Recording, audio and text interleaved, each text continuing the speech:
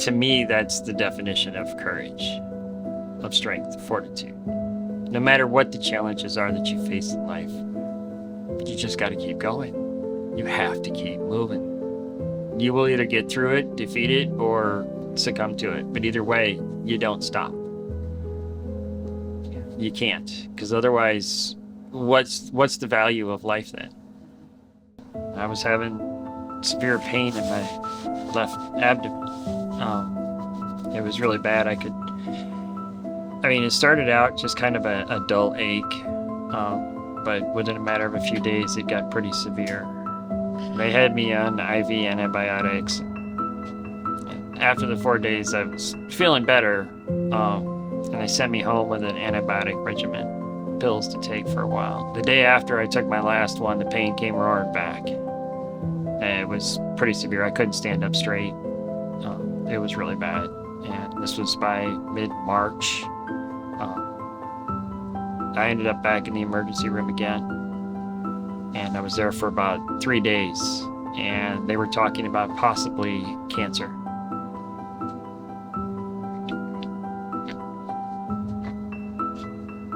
I'm sorry. I don't know, you just kind of went on autopilot. And I do remember the infectious disease doctor when we were here in Rock Island. And the one question he asked when he came in, he said, "Do you have a family history of pancreatic cancer?" And that was like, because it sounds like his uncle had it. And he died from it like 35 years ago, a long time ago. So that was just kind of like, that was actually in February. So it was already kind of in the back of my head that this could be what we're dealing with. And then in March, when they said that, then it was like, okay, here we go. Well, that Wednesday after the first ERCP, he said they were 90% sure that it was cancer from the brushing. The gastro doctor was Dr. Jolin. Remember him? He was the one that told me he was 90% sure. Tell you what, I don't know that man well, but I love him. When he told me, he did not beat around the bush, he didn't sugarcoat it, but he was able to give me the news with compassion. It's a skill that a lot of people don't have. They opened me up and they removed about 2/3 of my pancreas, my spleen, and 13 lymph nodes. The biopsy of what they removed, they found the 1.8 centimeter mass in the pancreas, the tail that they had removed. That's when they confirmed it. They actually told us in the doctor's office on June 8th, our wedding anniversary.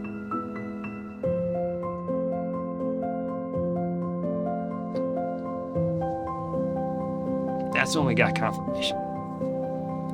At the time they said stage 1. We're hopeful. Maybe in a few years we might actually be able to say cancer-free or cure.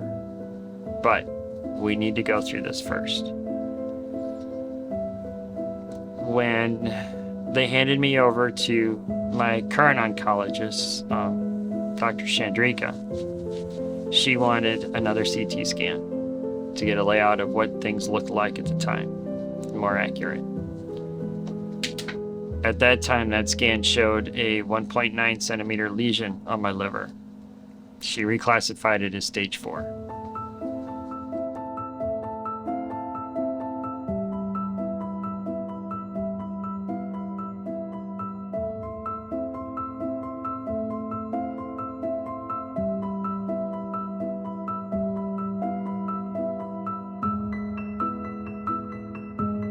One of us was upstairs, one of us was downstairs. And they called us in the room, sat us down, and then just kind of explained everything, not in as much detail, more of the overview.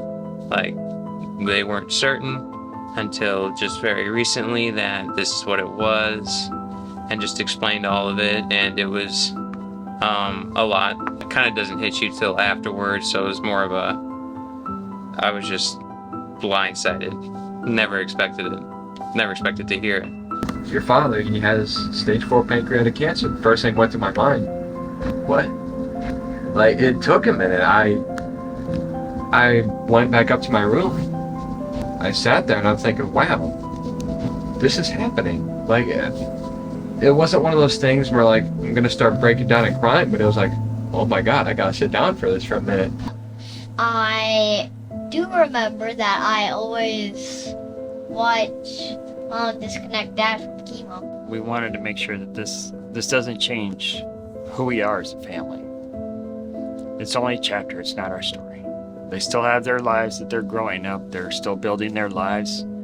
That's all going to continue. This is just something that we have to get through and get over and move on. Doc had told me early on, like in June or July of 21, that I would always be on chemo. At the time, I assumed that meant, okay, I've heard other stories of people on chemo. They're on chemo for a while, and then they're off for a while because they're doing really good, and then they go back on again. I thought that's what she meant. It would be a continuing cycle of chemo and no chemo for the rest of my life. And I thought, oh, okay, sure. I didn't realize at the time what she meant was, no, you're going to be on chemo every 2 weeks for the rest of your life. But I think at the time, she thought that was a year to 3. Her attitude helped strengthen my resolve. You know, convinced, I don't care. Yeah, maybe it will kill me, but not today. I've got stuff to do. I've got a life to live. I feel like sometimes when I wake up every morning, it's hanging over my shoulder. All day, it's hanging over my shoulder. It's always in the back of my mind. It's always there. And it's a fight sometimes to put it aside, to focus on the joy, to get, to enjoy what goes on. I tell you what, these guys have been the source of so much of it. At Gilda's, I found camaraderie, friendship, understanding.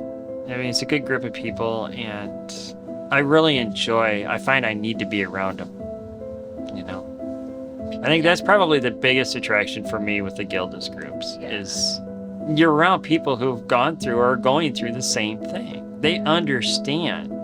And while there really isn't much they can do to help, just being around those people helps.